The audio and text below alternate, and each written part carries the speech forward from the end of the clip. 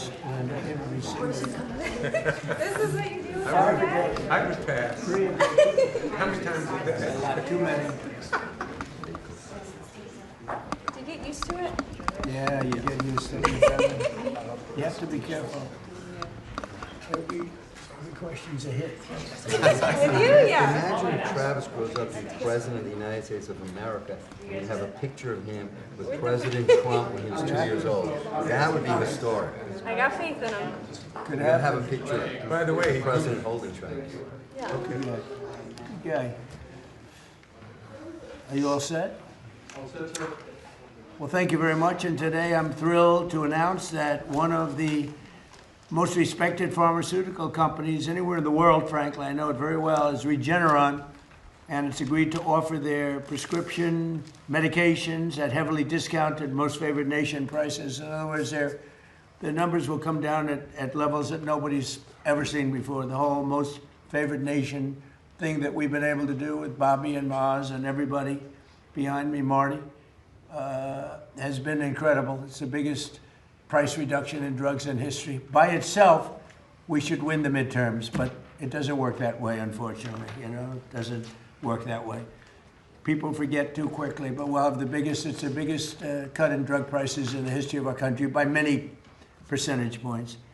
With this announcement, 17 of the world's largest pharmaceutical companies, representing 80% of the branded drug market, have now agreed to sell their drugs to American patients at the lowest prices anywhere in the world. We're going to have the lowest prices in the world. This will result in the largest drop in prescription drug prices in the history of the United States of America. I mean, it should be front page news, but it won't be. It'll be back on page 19, but the people get it. That's why we're in the Oval Office, I guess. I want to thank Regeneron CEO, a friend of mine for a long time, good guy, great guy, CEO Len Schleifer, and Chief Scientific Officer George Yankopoulos, who are two fantastic people in the medical world, very respected. We're also joined by Secretary Robert F. Kennedy Jr., Bobby, thank you. Secretary Howard Lutnick, Administrator of the Centers for Medicare and Medicaid Services, Dr. Mehmet Oz, who's doing a fantastic job. They all are. FDA Commissioner Marty McCary, and Chief Counselor of Health and Human Services, Chris Klump. Thanks, Chris. Great job you're doing, Chris, wherever you may be. Thank you, sir. No, he's there. Right behind you. For decades, Americans have been forced to pay the highest prices in the world for prescription drugs, by far. Prices that were many, many times what the rest of the world was paying, because we had a president that didn't know what they were doing, or they weren't able to get other countries to agree to it. I was able to do that because I used tariffs. I said, if you don't agree to it, we're going to put tariffs on your country. And they said, we would be honored to do it, sir, after telling everybody no, including me. But they agreed to do it. The United States is just 4% of the world's population, and consumers only 13% of all prescription drugs. Yet pharmaceutical companies have been making 75% of their profits from American customers. So think of that. With 4% of the population and doing only 13% of all prescription drugs, the companies make 75% made, I don't know, maybe, hopefully they continue, because actually it's not as bad for them as it sounds. In fact, many of their stocks are up, because actually when the price goes up on the one end, they make up for the price coming down in the United States. So it really worked out pretty good. To address this chronic unfairness, I signed an executive order instructing my administration to do everything in our power to slash prescription drug prices for Americans while getting other countries to pay more, in many cases much more. But their other prices doubled, and sometimes they tripled, and ours would go down by 60, 70, 80%, even more.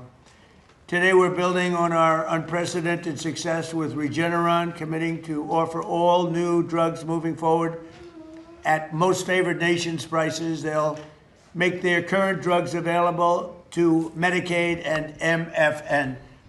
That's most favored nation. Additionally, they'll also offer their current drug, Praluent, which is the lower cholesterol and fight heart disease, to all consumers at dramatically lower cost. It'll come down from $537 to $225 and be available at trumprx.gov. I didn't put the name, Bobby did and Oz did. It's true, actually. Remember I came in, I said, what's this? You But like they the name? said, it'll be better, it'll sell better, would you help us? So I now have my name on medication, but it's doing great. I hear it's setting records, actually. I was watching the other day, and Mark Cuban, of all people, said, it's amazing what Trump has done with this. I can't believe when I heard him say that, I was sort of in a state of shock. But others have said it too. This whole thing it's turned out to be hot. So that's trumprx.gov. The company will also invest $27 billion to build up research and development and pharmaceutical manufacturing here in America, which is a big thank you very much. Today I'm also announcing that the FDA has just approved a new drug from Regeneron called Otarmany, a gene therapy curing a rare disease that causes deafness. You know, people are totally deaf, and it's amazing. I've seen some work on it. It's actually hard to believe. We're going to talk about it in a minute. Normally, cures for rare diseases can cost millions of dollars, and really the results aren't that good. But in this case, I'm pleased to say that Regeneron will be giving this away for free for a period of time, for free. And here with us is 2-year-old Travis Smith. He was born deaf. Was he totally deaf? Pretty Yeah, much, right? 100%. This is 100%. He was 100% deaf, but he took this miracle cure, and now he can hear his mom, Sierra, say, I love you. And Sierra, could you maybe say a few words? That's really incredible. It's absolutely incredible. Regeneron works miracles. Yeah, he didn't know his name. He couldn't hear me tell him how much I love him. And now with Regeneron and this amazing surgery, he can listen to music, and he loves it, and he loves to dance, and he loves instruments, and I'm so proud of him, and he's been so brave through all of this. And yeah, now he can hear, and he has a bright future ahead of him, and I'm so thankful to everybody on the Regeneron team. Oh, that's incredible. I mean, even the fake news has to be impressed with this. They'll find a way to make it a bad story. He doesn't hear perfectly, but he actually does. It's about 1% off. They'll figure a way. How are you going to do it? You got to explain. No, they're genius. They are genius. I respect them a lot. But I just want to thank you, Sierra. That's incredible. Your family. Thank you for having us. He's a beautiful person, too. That's a beautiful boy. Thank you. Hi. Thank you. His life is a happier life? Oh, yeah, he is so full of energy and love now, and he was such a So you serious see baby. such a difference. Yeah, he was such a serious baby. And always before that, full it of was, fun. he didn't, it's very tough for. Oh, for sure. He can't tell me what he wants or what he wants to eat or what he needs, and now he'll be able to do that. And Wow. It's life-changing. That's a great job they've done. I want to thank Regeneron and other companies for doing their part to bring down the cost of health care for all Americans under our Most Favored Nations agreement. We've secured gigantic discounts with price differences from 4 to 5 and even 600%. 600%. One of the most popular weight loss drugs has gone from $1,350 a month to as low as $199 a month. So that's a price that's incredible. So it used to sell in London for $87. And they raised it to $199, which is a big raise if you know, from 87 to 199. But that's been going on. Our country has been being ripped off for 30 years. How long would you say, Doug? Like 30, 40 years? Yep. For years with drugs and drug prices. So they're going up. We're going way down. And because the world is a bigger place than we are, believe it or not, it's hard to believe that, but they are. That we go down much more than they go up. So they don't go up as much as people would have thought. So they're going from, they're going to 199, and we're going down all the way down. Think of that. We're going down from $1,350 a month to $199. That's, nobody would believe it. And this is true with all. I mean, this is the weight loss drug.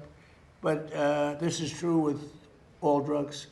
Sometimes even more of a difference than that, sometimes a little bit less, but sometimes substantially more than even that difference, and you see what that is. So we cut the per cycle cost of IVF drugs by thousands of dollars, and we reduced the price of the major COPD medication from $458 to $50. What? That must be a typo. Is that a typo?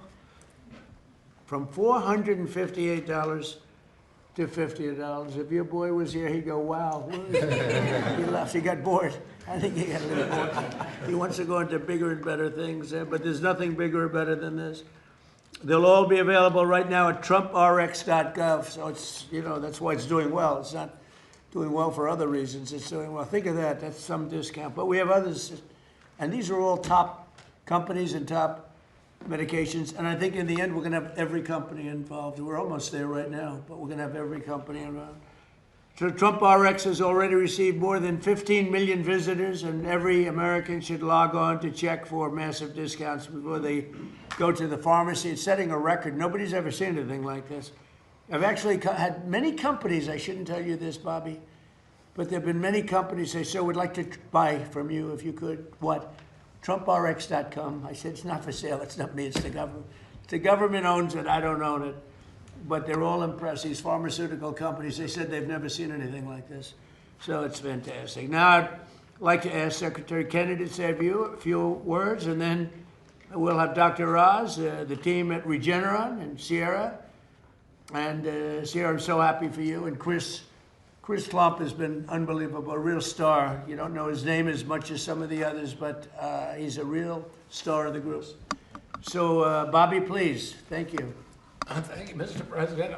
I was reminded when the President was speaking of a conversation that I had yesterday with one of the Democratic senators who was questioning me during a hearing, and she was ridiculing President Trump for his math, and she was saying, it's mathematically impossible to have a drug drop by 600% cost, which he had claimed. And I said, well, if the drug was $100 and it raised the price to $600, that would be a 600% rise. Well, if it drops from 600 to 100, that's a 600% savings.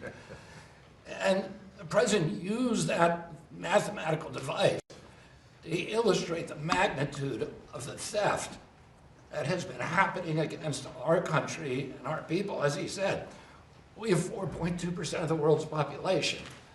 We take 13% of the pharmaceutical drugs. We spend 80% of the biotechnology research in our country, and we provide 75% of the profits to the pharmaceutical industry.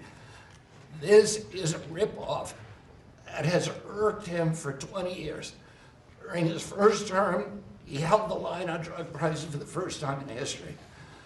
He came back on this term and he said, we're going to lower them this time, no matter what. There's people in this room or a part of the White House staff who said, we can't do that. Oz and I said, we probably can't do that, but he harassed us. We were beleaguered. It was like Fort Apache. Dr. Oz would not answer his phone because he was calling all night long with the president on the line saying, get this done. And we brought in this amazing superstar, Chris Klump, and he negotiated these agreements that people said were impossible. I want to thank him for his leadership, Chris, and I want to thank George and Lynn, who are the co-founders of this this company of Regeneron. Their generosity, their idealism, their love of this country, and their compassion for these children who are injured. Thank you. Thank you, Bobby. Amazing. It is amazing. And you're right, I took a lot of heat. I'd say 500, 600, 700. But we also say sometimes 50%, 60%, different kind of calculation. 70, 80, and 90%. And people understand that better. But there are two ways of calculating it. But either way, it doesn't make any difference. Whether it's 60, 70, or 80%, nobody's ever heard of it. But it's also 500, 600, 700, depending on the way you want to look at it. So the way you word the calculation. It's either one. But Bobby, you're doing a fantastic job. We wanted somebody out of the box, and we got him, right? I would say we got him. And Bobby, he's a great guy, actually. So, Oz, how about saying a few words, please?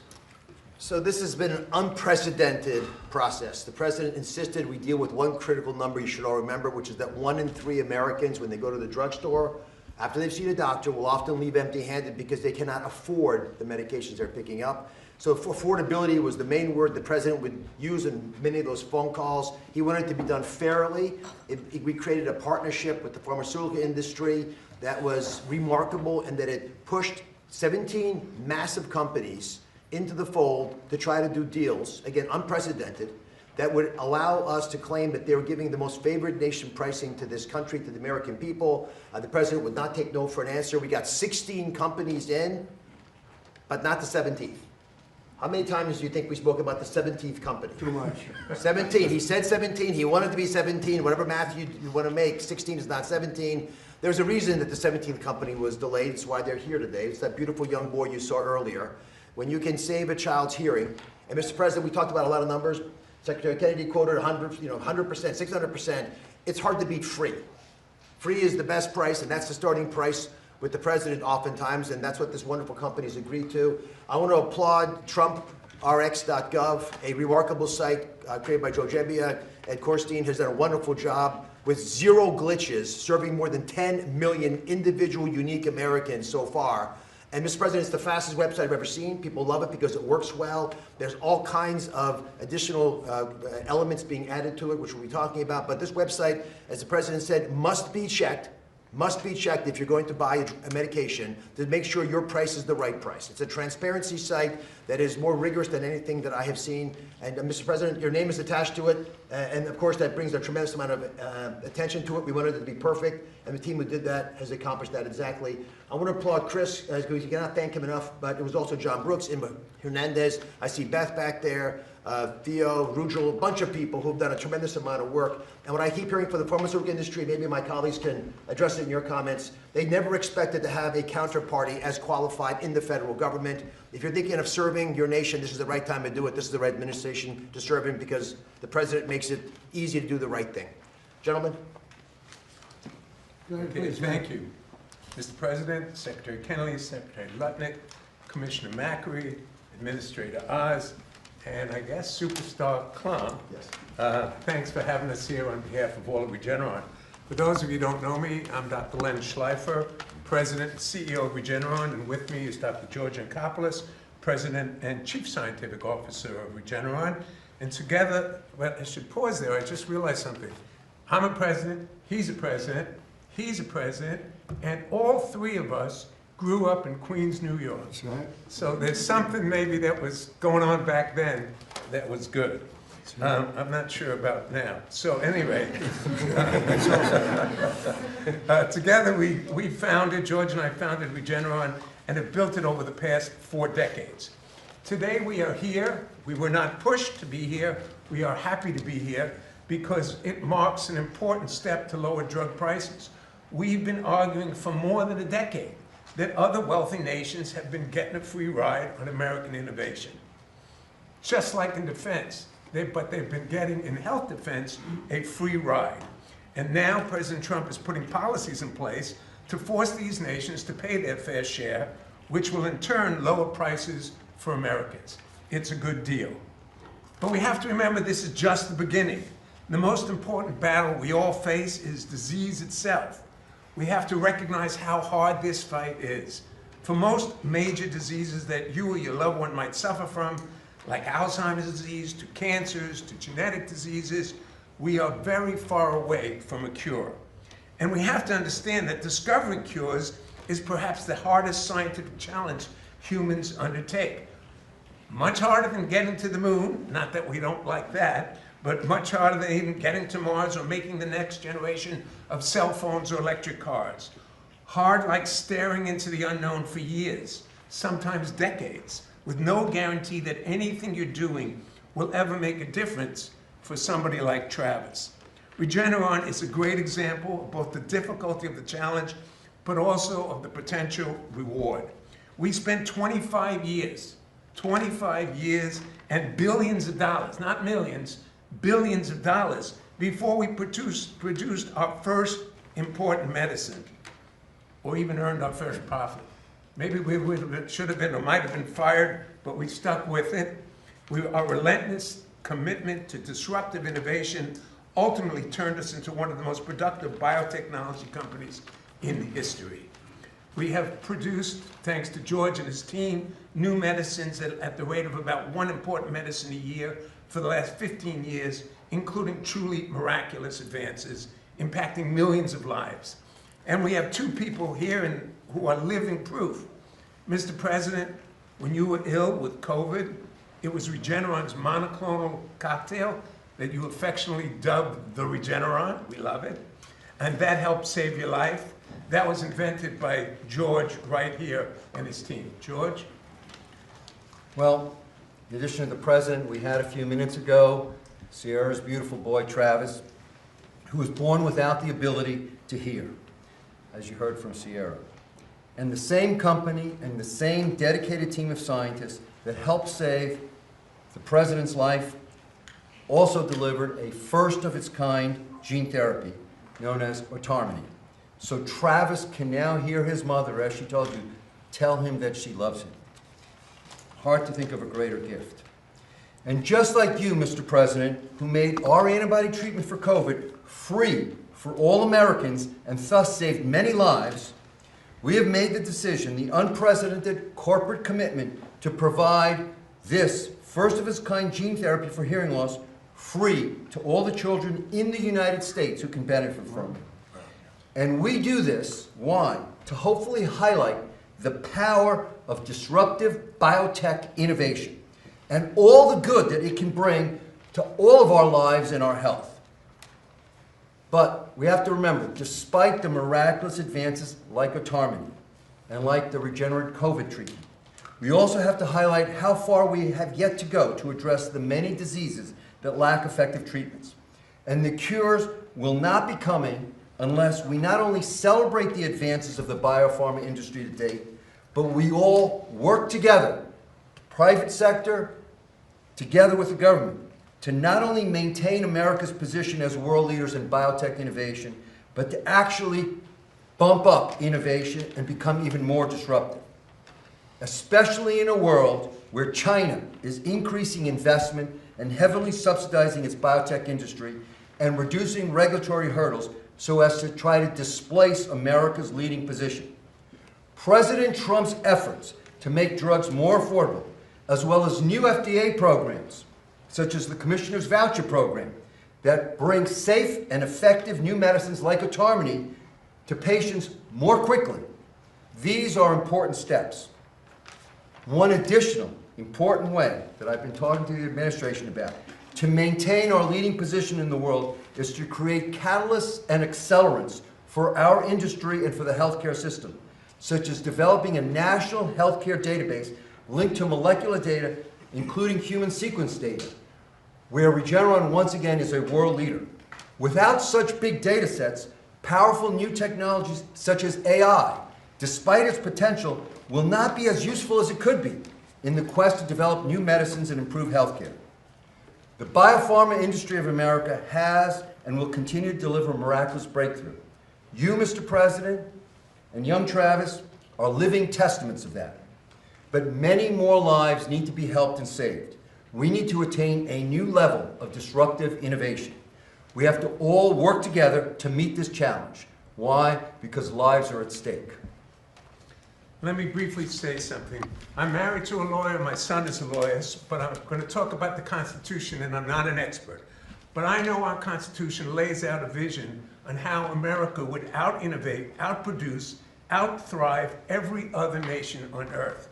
And in it, you will find a description of a system built on incentive and reward.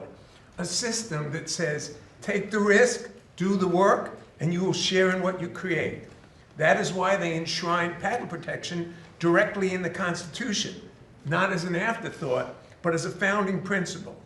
As Abraham Lincoln said, another great president, patents add the fuel of interest to the fire of genius. We must keep that fire burning. What we did here today will do that. Little Travis can now hear for the first time, and his potential is endless. Let's make sure he grows up in a country that never stops reaching for the next miracle. Thank you, Mr. President. Thank you, Lynn. It's great to be with you again. Chris, could you say a few words, please? Thanks, Mr. President. It's not lost on me that this year is America 250, and it's powerful, I think, to pause and remember that 250 years ago, a revolutionary free republic was born, and with it, the greatest innovation engine in the history of humanity. And we stand here today, 250 years later, getting to witness yet another groundbreaking innovation that doesn't just treat, but cures deafness in children. And because of this president and his policies around most favored nation, will enable families who are struggling and suffering with this affliction to have access to that groundbreaking therapy for free. Now, as the president mentioned, we've negotiated the 17th of 17 agreements. This represents 86% of the branded pharmaceutical drug market in the United States. But anyone who knows us knows that we're not done. That's a milestone, it's not the finish line. And so we have 3 core objectives that are next up. Number 1, and this is already underway, we are negotiating with the many hundreds of biotechnology and pharmaceutical companies representing that other 14% that are building the cures for tomorrow. To all those who are listening, I hope that we have proven that we are credible and reliable and trustworthy partners. We want to sit with you, we will listen to you, we will take the time to understand your businesses, not only as we negotiate on behalf of every American family for affordability, but also to ensure that you're best positioned to create the cures for tomorrow. Second, we continue our work on negotiating international trade agreements. 59 days after we stood in this office and President Trump, standing with Albert Bourla from Pfizer, announced the first of the 17 MFN deals, together with our colleagues from the Department of Commerce under Secretary Lutnick's leadership and from the U.S. Trade Representative's office under the leadership of Ambassador Greer, we negotiated a landmark agreement with the government of the United Kingdom in which they agreed to increase significantly the amount that they spend on branded pharmaceuticals for the first time in 26 years. That work continues with other countries. And third, we will continue our work with our partners in Congress to codify the principles that underpin these most favored nation deals so that these savings for American families and this innovation that is unleashed at the same time persists for decades to come. So that the 1 in 3 or 4 families that Dr. Oz mentioned, standing at a pharmaceutical counter or pharmacy counter right now, wrestling with the decision that no family should have to make of whether or not they can pick up their prescription because they can't afford it will no longer be the case. And at the same time, we know that there are roughly 20,000 known diseases in the world, and we have a treatment or a cure for fewer than a quarter of those. And so this president and his policies is not only safeguarding affordability for American families, but is ensuring that we continue to bet on American exceptionalism. We bet on innovation. We bet on the principles that have taken us to this place in 250 years for the next 250 years. Thank you, Mr. President. Well, thank you, Chris. Great job you do. Maybe you want to talk about rescheduling while we're here? Just say what you're doing and Yes. the progress that you've made. Great. Well, Mr. President, today is another promise made, promise kept day. On December 18th, you signed an executive order on increasing medical marijuana and cannabidiol research, and today we delivered on that promise. The Acting Attorney General this morning signed an order that moves into Schedule 3 medical marijuana products that are FDA approved or that are state licensed. This is a giant move forward to implement your promise, and it's actually a campaign promise that you made. You said we're going to move into Schedule 3 to increase the research on these medical products, and just wanted everyone to know that 1, you make promises, you keep them, and 2, what does Schedule 3 mean for state licensed medical marijuana products? We will begin implementation right away of this order. It does not legalize marijuana. It makes it easy for the researchers to actually study and understand medical marijuana, especially in populations that are using it. We know that 1 in 10 seniors right now use medical marijuana in the past year, and they report that it really helps them, but we don't have the science or the understanding to guide the patients and the doctors, and so both patients and doctors are flying blind without knowing how they interact with other medications because the research has been difficult to do. And so your promise today says those state licensed medical marijuana products are now in Schedule 3, and we expect the research to significantly increase so that we can understand how to guide patients and doctors in this effort. And there will be additional actions that will come this summer to do an expedited hearing for the administrative hearing of the Department of Justice for all of marijuana to move into Schedule 3. And the military is very happy about it, and a lot of people suffering from big problems, which this seems to be the best answer. They're very happy about it, so the rescheduling is starting, and that's a big thing, rescheduling. They kept saying, what about the rescheduling? And so, great job, I appreciate it. I want to thank Mr. and Mrs. Howard Kessler. He's one of the most successful men in the world, actually, and he had some medical difficulties, and he came upon this by accident, in a way, and he said, well, he had to go through a lot of different medications, and he said this was the one that was much better than anything else. And so he experienced it. He didn't benefit by it other than from the standpoint that he lives a much better life now. So hopefully you don't need it, but if you do need it, I hear it's the best of all the alternatives. But I want to thank Howard Kessler and Michelle Kessler.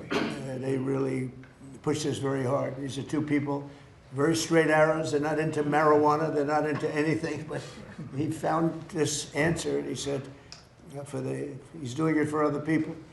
And so Howard and Michelle probably, they're watching or they'll be hearing about it. But they worked very hard to get this done. And it's an honor, and you've done fantastically. You all have, and I appreciate it. And a man who's doing an excellent job is Howard Lutnick. He's in a little different sphere. He's not in the medical sphere, but he knows what it all means. And from Commerce, he's the Secretary of Commerce. Howard, would you say a few words, please? Sure. So in partnership with Bobby Kennedy and Mehmet Oz and the whole team, when they do Most Favored Nation, we also ask the company to reshore and build their drugs here in America, because too many of our drugs, our key drugs for our health, are being made overseas. And in a conflict, we can't rely upon them. And I'm honored to say that our partners from Regeneron have agreed to reshore their production of pharmaceutical drugs, and this is exactly from your pharmaceutical tariffs. That's the point. So that means $448 billion of drug manufacturing is coming to America because of your tariffs, because of your pharmaceutical strategy. And we are proud to invite Regeneron to do this giant build in America, and all the rest of the pharmaceutical companies. They've committed to build in America because of your tariff policy and your strategy. And because of the tariffs, we have, it's been amazing actually, we have Eli Lilly and Pfizer and all of the companies. We had, I guess, 7 of them here at one time, which was interesting to see, but they actually got along with each other pretty well. They stood right behind me, the biggest companies in the world, and they're all building, Eli Lilly's building, I think, 5 major plants, which without tariffs, they would have built none. I said, how many would you build without none? They were all making these products in other countries, a lot of other countries, actually, not just China, but a lot of other countries. And I think by the time I leave office, they'll be mostly operating these, they have an incentive to do them quickly, big incentive, like the tariffs go up if they don't. And remember, if they do them here, they don't have any tariffs to pay. It's an incredible incentive. And if they don't do them here, they have a very substantial tariff, so they get penalized. And it's bringing countries, not only drug companies, but car companies. AI is a different thing altogether, but even there, but the AI is, we're leading China in AI, we're leading everybody in AI. We're leading now in car companies. They're coming from Canada, they're coming from Mexico, Germany, Japan. They're pouring into our country because we're very smart, should have been done long ago by other presidents. We were the car capital of the world 50 or 60 years ago, and then they just started taking them away. We were the chip capital of the world, and now, you know, Intel. And now they're coming back. All the chip companies are coming back. You may say a word about that, Howard, real fast, because what we're doing with chips are incredible. And all we're doing is saying at the end of a year and a half, 2 years, if you don't have your chip company, you're going to pay a tremendous tariff to put chips into this country. And they are building, I think we'll have close to 50% of the chip market very soon. Right now we had nothing. We had virtually nothing. And they're coming in from Taiwan. They're coming in mostly from Taiwan because that's where chips are made, but mostly from South Korea, Taiwan, various other countries, but they're coming back to America. We're bringing them all back. It's a revolution. Nobody's ever seen what we've done. There's never been anything like what we've done. We have $18 trillion being invested. That's for 11 months. And the last administration had less than $1 trillion in 4 years. We have, in 11 months, over $18 trillion. Howard, do you want to talk just for a second about the chip market? Because it's explosive. Sure, so you've got semiconductors, you've got leading edge logic, you've got high bandwidth memory, and you have foundational chips. And America had a couple of points, 3 or 4% market share, and we are, of course, the biggest demand. And the president gave the order, let's get these factories, these fabs built in America. And our expectation is we will have $1 trillion of these fabs. These are factories. This is not the hyperscalers buying chips. This is literally the making of the chips, right? We had Micron, $200 billion, TSMC, $165 billion. The list goes on and on. He negotiated a great deal with Taiwan, $500 billion coming to America. We'll have $1 trillion of semiconductors. That's part of his $18 trillion, but it's foundational for us to take care of ourselves. Thank you very much. Now, I'll go off subject for a minute, but I think it's very interesting, and I hope you go over and take a look because it's happening right now as we speak.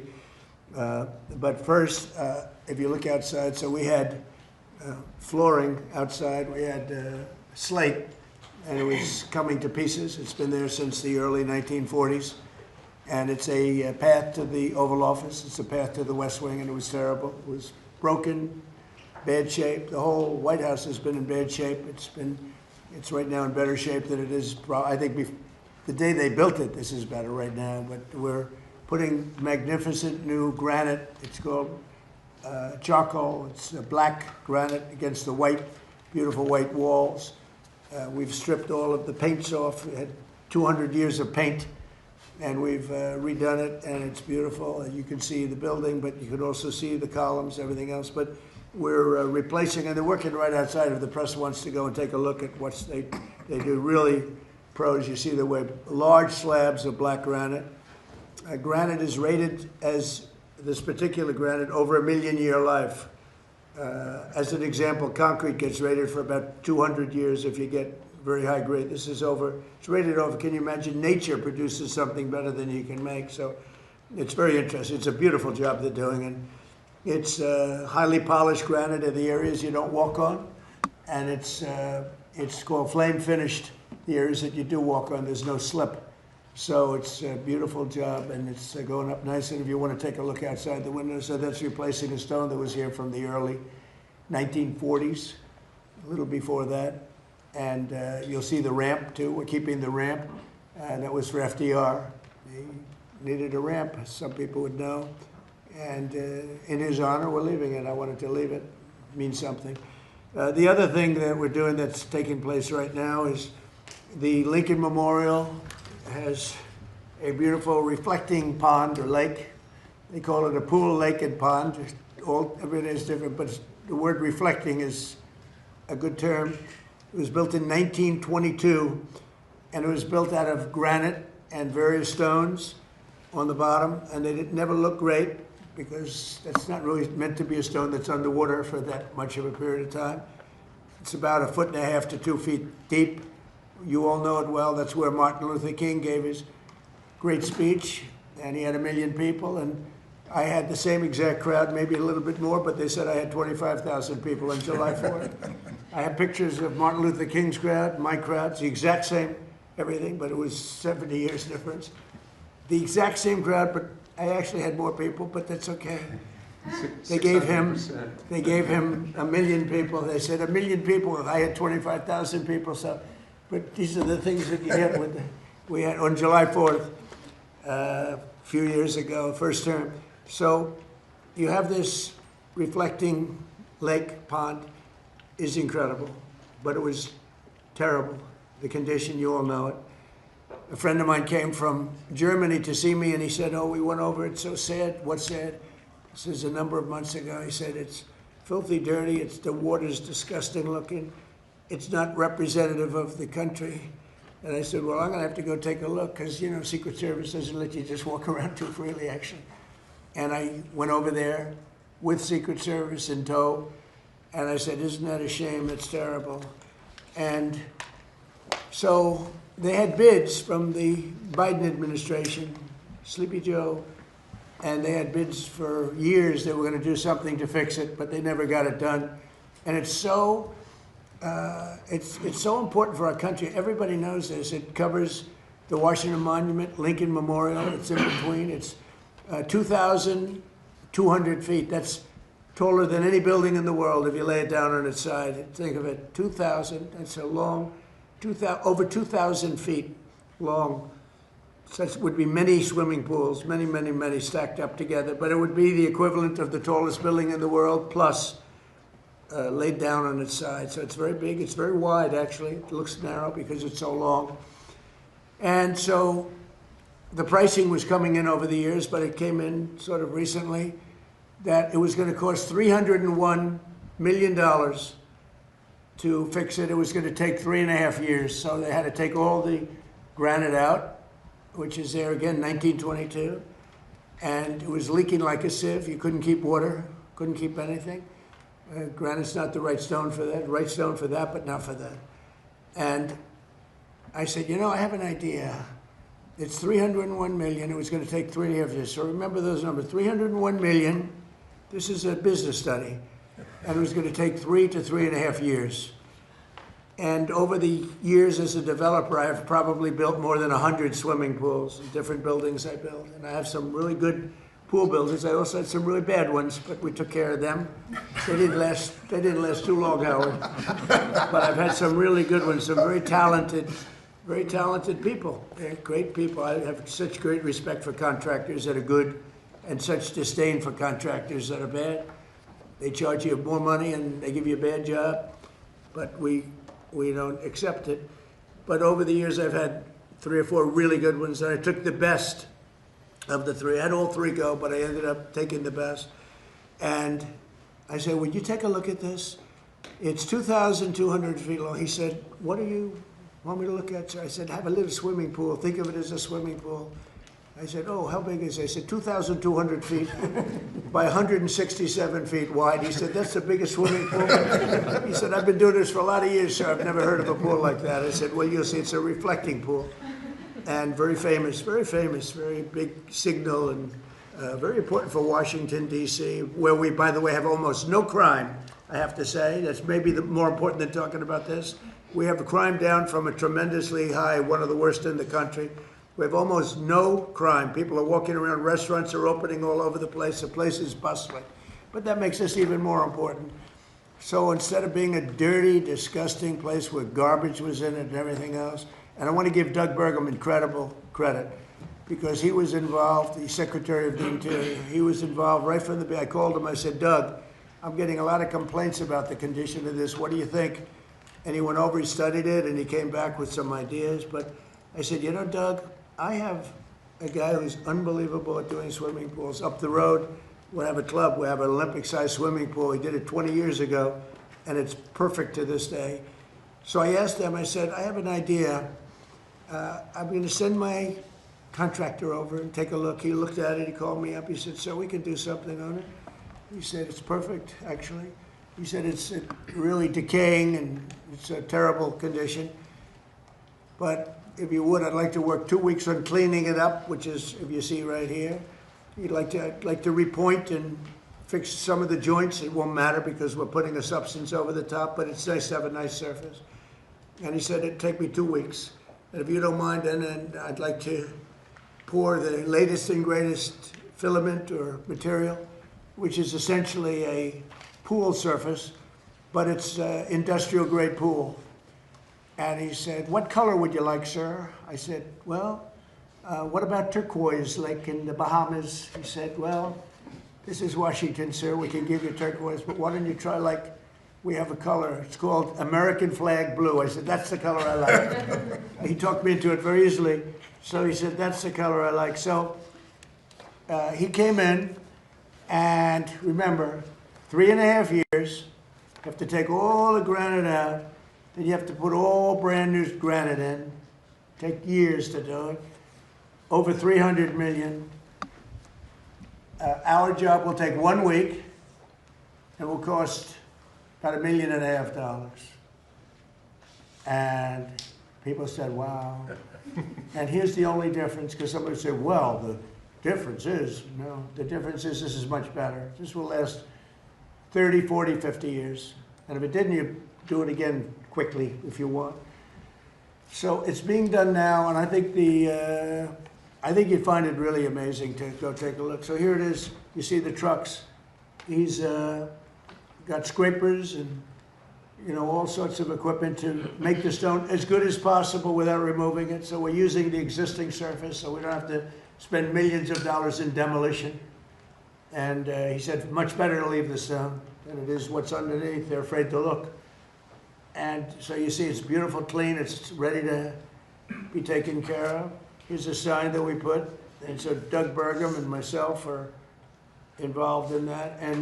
But when you take a look at the surface, we have it in good shape, and they just started today putting down the material. It's a machine. It lays it very evenly, beautiful. It goes from one side to the other. It'll take about 3 days.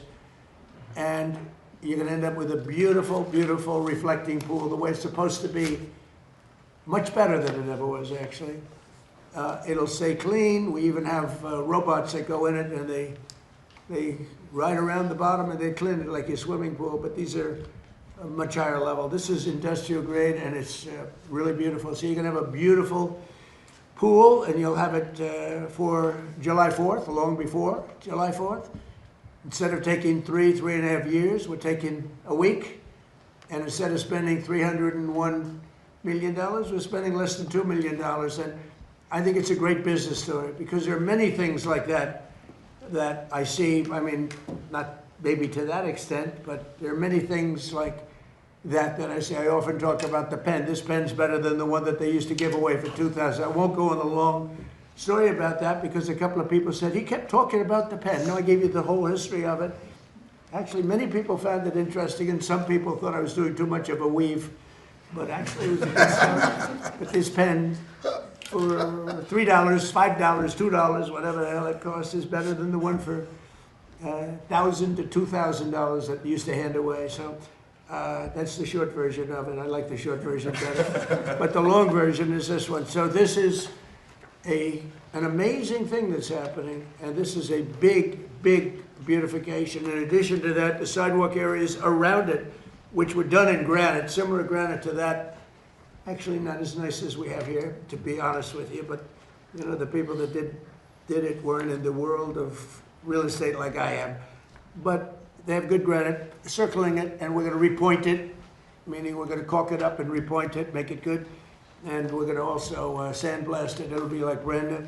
So we're going to have, in another couple of weeks, we're going to have the most beautiful reflecting pool between the Washington Monument and the Lincoln Memorial that you've ever seen. And I hope the media can go over and maybe watch them do it, because I think it's very exciting.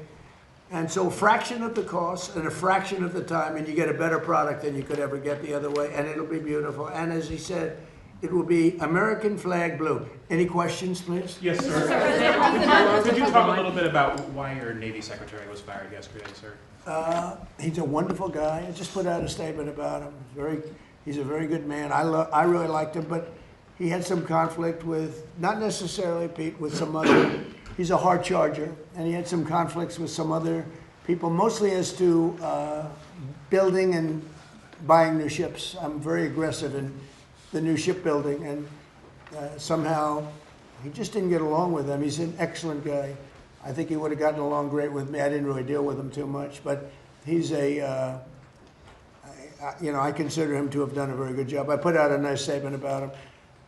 You got to get along, especially in the military. You got to get along, and some people liked him, some people didn't, and that's usually the truth about everything. But I found him to be a very good man, and I liked him a lot. On the war with Iran, how long are you willing to wait until you get a unified response? Don't rush me, Jeff. Guys like you want to say, oh. So we were in Vietnam for 18 years. We were in Iraq for many, many years. We were in for I don't like to say World War II, because that was a biggie, but we were 4.5, almost 5 years in World War II. We were in the Korean War for 7 years. I've been doing this for 6 weeks, and their military is totally defeated. They're outside of the little wise guy ships. I call them the wise guy ships, the little boats that they have running around with guns in them. We'll take them out too when we see them. But their Navy is gone, their Air Force is gone, their anti-aircraft is gone, all of their anti-aircraft machinery is gone. Maybe they loaded up a little bit during the 2-week hiatus, but we'll knock that out in about 1 day if they did. We've done an amazing job. Their leaders are gone. You know, their leaders are all gone. Part of the problem is that, that's why I can't really answer your question. They have all new leadership and they're fighting like cats and dogs for who's going to control. Because we've created a real mess for them, but they've created a mess for the world over the last 47 years. They've killed a lot of our people. When you see a soldier, a young person, or now an older person, but a person without legs or without arms or with a face that got blown to pieces, most likely it was from Iran. That was Soleimani, who I killed. Soleimani loved the roadside bomb. He was an evil genius. He was a brilliant general. Probably we wouldn't be as far advanced had I not taken him out. That was the beginning of it all. And then I ended the Obama horror show. The nuclear transaction that he made was horror. It gave him a road to the, you call it, I mean, what the deal that he did, the Iran nuclear deal, was so bad. It gave him a road to a nuclear weapon. And I will tell you, I deal with him. You cannot give Iran a nuclear weapon. This is all about a nuclear weapon. They cannot have the nuclear bomb, and they're not going to have the nuclear bomb. So we've taken out their military. We've hit about 75% of our targets. We stopped a little early because they wanted to have some peace. And we have a blockade that's 100% effective. And they're getting no business. And as you know, they're not doing well economically, financially. They're not doing any business because of the blockade. They want to make a deal. We have been speaking to them, but they don't even know who's leading the country. They're in turmoil. They're in turmoil. So we thought we'd give them a little chance to get some of their turmoil resolved. But, you know, and I hope the fake news, people like you, I hope the fake news are going to be able to write about it accurately, because when you say, oh, they're fighting very well, they're not fighting well. They've been obliterated, Jeff, obliterated. 159 ships are in their Navy. You know how many ships are at the bottom of the sea, Jeff? 159. So, you know, and if you read the New York Times, the failing New York Times, subscriptions are way down, as you know. That's because people don't believe the stuff anymore. If you watch CNN, you'd think that they're doing well in the war. They're not doing well. They're getting absolutely decimated. Now, with all of that being said, we'll see what happens. They have a lot of, we have no pressure. It's only guys like you with a question like that about what's your time. We've been doing it for 5.5 weeks. But sir, Is your administration, Mr. Mr. President, 8 weeks that the U.S. now has been involved with Iran. You had initially said it would be 4 to 6 Well, weeks. I and it hope would be that, but I over. also took a little break. I gave them a break. And remember this, I want to make the best deal. I could make a deal right now. Do you know that if I left right now, we had a tremendous success. It would take them 20 years to rebuild, but I don't want to do that. I want to have it everlasting. I want to have it where they never have a chance to get it. I mean, the way you asked that question, yeah, I did say it. I thought it would take 4 to 6 weeks, and I was right, because at the end of 6 weeks, at the end of 4 weeks, their military was decimated. So are you saying but it's now over? what I'm doing, I can't tell you that. I don't want to put that kind of a timetable on it, but it'll go pretty quickly. And we'll have the strait opened up. Now, right now, we have it closed. We have total control of the strait. And the fact that it's closed, you know, they would have opened it up 3 days ago. They came to us and they said, we will agree to open the strait. And all my people were happy. Everybody was happy except me. I said, wait a minute, if we open the strait, that means they're going to make $500 million a day. I don't want them to make $500 million a day until they settle this thing. So I'm the one that kept it closed. We have total control of it. And it'll open when they make a deal or something else happens that's very positive. But what do you say to the American public? Excuse me. What do you say to the American people who question how much longer this will take? Obviously, you know that they are having higher. You're such a disgrace. Did you hear what I just said? Vietnam. How many years was Vietnam? I understand, sir, but How you many are years past was your Vietnam? 6-week deadline, so Well, I'm I just did my wondering- end. I'm just wondering what you say to the American people I who are took wondering about the length country of out this militarily in the first 4 weeks. I took it out militarily. Now all we're doing is sitting back and seeing what deal. And if they don't want to make a deal, then I'll finish it up militarily with the other 25% of the targets. We've hit 78% of the targets that we've wanted to hit. We've knocked out their manufacturing. We've knocked out their missile production. We've knocked out their drone production. We've knocked out everything. In some cases, when I say knocked it out, 70, 80, 90%. It's amazing what we've done. So I've done that within that period of time that I mentioned, but I don't want to rush myself, you know, because every story says, oh, Trump is under time pressure. I'm not, no. You know who's under time pressure? They are. Because if they don't get their oil moving, their whole oil infrastructure is going to explode. You know what that means? Because they have no place to store it. And because they have no place to store it, if they have to stop it, something happens that only Len can explain. Something happens underground that essentially renders it in very poor shape, and you never recover fully. You can recover 50, 60%, but you can never have it like it is right now. And they have a matter of days before that event takes place. So I'm not under any pressure whatsoever. We've never had so much ammunition. Our ships are loaded. I call them locked and loaded. They're locked and loaded. They're ready to go. We have much higher quality equipment than we did when we first started the war, and or the military operation, whatever you want to call it. And they're coming to us. The problem they have is they are very disorganized right now. Well, now yesterday, and I was very pleased with this, 8 young women were going to be executed yesterday afternoon at 6 o'clock. And I asked them, call it a favor or call it just a moral request that they not be executed. And they came back with an answer that they won't be executed. They're going to release, it was protesting. 8 beautiful young women, very young women. And they were, the pictures in the paper. And it's been a story for a little while. And I saw that and I said, let's see if we can save them. And it was very nice what happened. So they're not going to be, what they're doing is, as you know, they're releasing 4 of them very shortly, and they're going to keep 4 of them in jail for a period of 1 month and release them, so they won't be executed. Yeah, please. So if you're asking for more time to sort out negotiations I'm not with asking you Iran, for more time. I'm not asking for them. No, it's not more time. I'm not asking anybody for more time. if you need more time, does that mean Americans should anticipate spending more on gasoline for the foreseeable future? For a little while. And you know what they Well, get how for long? that? You know what they get for that? Iran without a nuclear weapon that's going to try and blow up one of our cities or blow up the entire Middle East. You want to see what shock would be? And I have to be honest, you're the stock market is at an all-time high right now. I thought it would have been down 20, 25%. wanted When to we drive hit, wait a prices minute, down wait, this can year. I finish my question? Wise guy.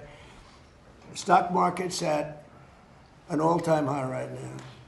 I projected, and I'm pretty good at this, that the stock market, Howard, would drop maybe 20%, 25%, and I understood that, and I said, hey, it's a bad thing, but I have to do what's right for the country, even the world, because you can't have them, you cannot let them have a nuclear weapon. So the stock market, unlike what a lot of people were predicting, I thought they weren't necessarily wrong. The stock market today hit an all-time high. Hit an all-time high yesterday, the day before, and it's staying there. I thought oil would go up to maybe $200 a barrel, and oil is at a different number than anyone thought. In fact, this country is much lower because we have all the oil we can use. We're actually, ships are coming from all over the world to Texas, Louisiana, and Alaska. They're coming from all over the world to get oil from the United States, you know, while this is closed, the Hormuz Strait. So if you look at what I said, I guess it was right, because I said I'd have it 4 to 6 weeks, and in 4 weeks we have totally defeated their military. But you began So this right year- now, I don't want to rush it because you guys are, you know, trying to make us look as bad as possible. I don't want to rush it. I want to take my time. We have plenty of time, and I want to get a great deal. I want to get a deal where our nation and the world is safe from lunatics with nuclear weapons. Yes. Sir, and if it does go to 200, are you okay with that, sir? If oil goes to 200? I think that there's nothing worse than a nuclear weapon that takes out one of your cities or 2 of your cities or 3. I think there's nothing worse than a nuclear weapon that's going to destroy the Middle East, including Israel. I think there's nothing worse than Europe being under attack by people that have missiles now that reach Europe. As you know, they don't reach us, but they reach Europe. But they will reach us at some time, probably the not too distant future, unless we stop them now. I think there would be nothing worse than having nuclear holocaust in Europe, London, Paris, various places in Germany, all targeted. No, what I say is you can't let them have. I don't think it will happen, by the way. I really think we actually, it turns out that we are drill baby drill, and it turns out we're producing a lot of oil, and they're buying the oil. They're going to Alaska, they're going to Texas, Louisiana, and our guys have done a fantastic job. We're putting out right now more oil and gas than we ever have in the history of our country. And one other thing, there are more people employed today in the United States than ever in the history of our country. Okay. I have a question, sir. Is it true that your administration is considering sending 1,100 Afghans to the Democratic Republic of Congo? And if so, do you have a response to I launch? don't know, I'd have to check that. Please, no, behind thank you, you, Mr. please. President. Breitbart News' Matt Boyle just published an interview with Greek Prime Minister Mitsotakis, in which the Prime Minister said that he's rooting for you to succeed in getting a deal with Iran. And he also said he looks forward to hosting you in Greece later this year. Do you have any It's very response? nice. No, it's really nice. I mean, Greece has been very supportive, actually. Greece has been terrific. He's a terrific guy because he understands the importance of it. You know, oil goes up a little bit. I hate it. You know, I was the one that had it down to $60 a barrel. And I looked at guys like Howard Lutnick. Howard, you remember it well. I said, well, we just hit an all-time high in the history of the market. Think of this. When we hit 50,000, I was told, everybody was told, when I won the election, November 5th, they said, well, during the 4-year period, it'll be impossible for the Dow to ever reach 50,000. It'll be impossible for the S&P to ever hit 7,000. Impossible. And you remember that, Howard, right? It was going to hit maybe 6, 7 years, 8 years, but I did it in my first year, hit 50,000. Now it's just about at 50,000, and S&P is higher than it was when we started. And S&P hit over 7,000, and that was before the year ended up 1 year. So I can only tell you this, it'll end. I don't think it'll be very long, by the way. They're delaying it because we don't know who to deal with. They are in, you know, they know who the leader is in this country. We don't know who the leader is in Iran. Because remember, regime change. Khomeini is gone. He's gone to greener pastures. He's gone, and all of his team is gone. Then a second group came in, they're all gone. And now you have the third group, and they're a little concerned about being gone too. Sir, would you use a nuclear weapon against Iran? You posted on No. Truth Social No, a few weeks ago. we don't need That's it. not Why what do I that's need about. it? Why would a stupid question like that be asked? You posted Why on would I Truth use a Social. nuclear weapon when we've totally, in a very conventional way, decimated them without it? No, I wouldn't use it. A nuclear weapon should never be allowed to be used by anybody. Iran's given a Onto the timeline state of when visit, they sir, could give which you a we're proposal. all very much looking forward to. Prince Harry today has said that he would like to see you do more to end the war in Ukraine. Do you think it's appropriate for a royal to make those comments ahead of the visit on Monday? Prince Harry? Yes, sir. How's he doing? He's in How's his Ukraine. wife? Please give her my regards, okay? No, I don't know. I know one thing. Prince Harry is not speaking for the UK. That's for sure. I think I'm speaking for the UK more than Prince Harry. But I appreciate his advice very much. Would you have Great invited him advice. to the dinner and to the state visit? Well, I look forward to the dinner. We're having King Charles come. He's a friend of mine. We're really looking forward to it. We've spoken, and we're going to have a great time. I tell you, if I had that ballroom built, it would be full. I wish we had more seats. You know, they've wanted a new ballroom for 150 years. Now they're getting the best in the world. We're going to have the best in the world. But, you know, we have a room that's not big enough to handle what would be a big crowd. But we're going to have very great people that love the UK. I love the UK. I think they made a big mistake on energy. You should open up the North Sea in Aberdeen. You should open it up. And the other thing is they've made a big mistake on immigration. Okay. Sir, on Trump RX, Please, What ma'am. do you hope to learn from Janine Pirro's investigation into the Fed's renovation that you Say it did again, not?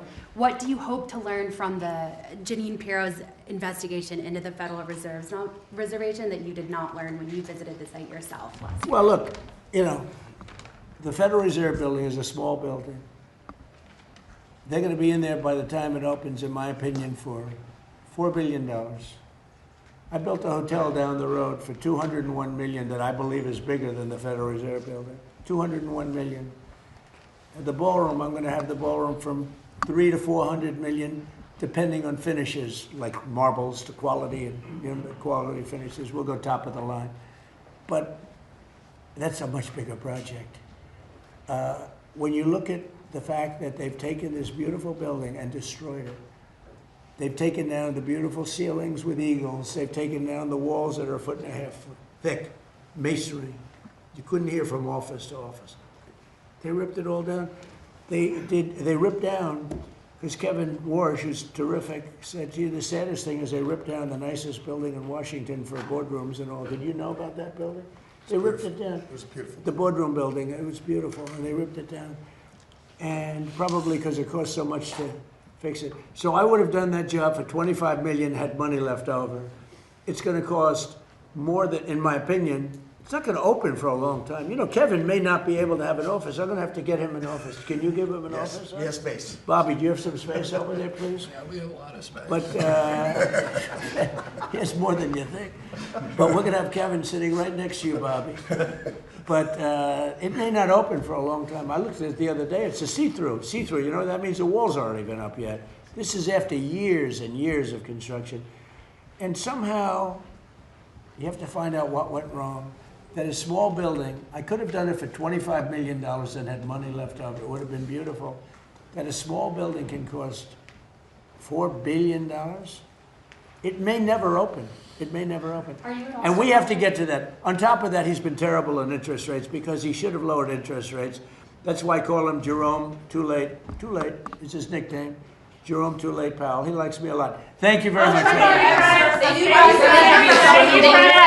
you, Press. I'll keep Is the that meant to be a swimming pool? Thank you, Press. Have you been in contact with Wanted to be a swimming pool? Thank you, Press. Keep moving. Not Not a this swimming one. pool. Are you considering? And where did the granite come from? Thank you, guys. Thank you, guys. Where did the granite come from? Thank you, Press. It came from Italy. From Italy, so it's Italian granite. Well, it came from Italy. It was carved in Italy. It came from another location. You know where the location is? Africa.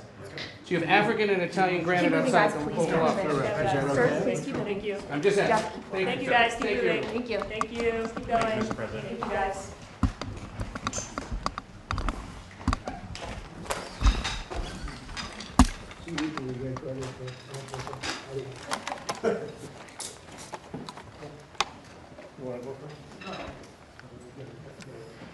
So, you guys can do that every day? Every question is a gift.